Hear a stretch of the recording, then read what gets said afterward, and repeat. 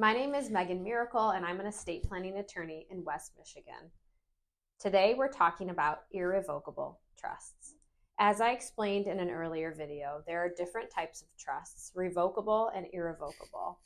An irrevocable trust means that you cannot change the terms of the trust or remove property once it's put into the trust.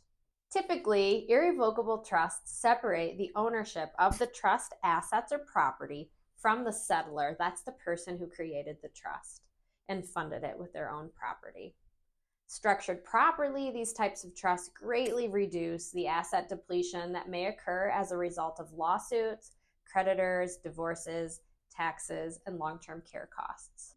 Structured improperly, there are very expensive consequences to getting this wrong.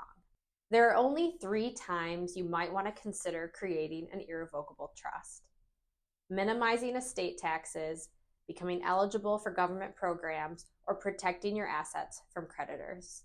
If none of these situations apply, you should not have an irrevocable trust. So let's talk about the first one, planning for a taxable estate. I rarely do what I would call advanced estate planning because so few of my clients need it. If you're not in the 1% with assets over $26 million for a married couple, and I would say 13 million in a few years, as the exemption will go down in 2026.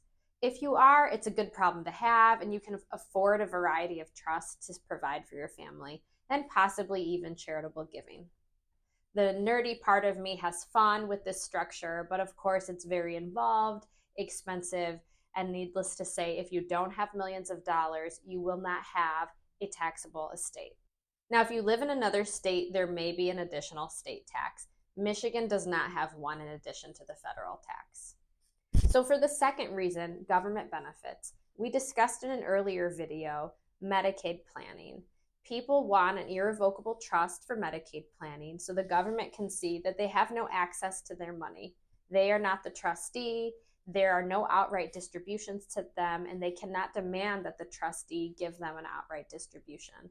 So they are now eligible for Medicaid.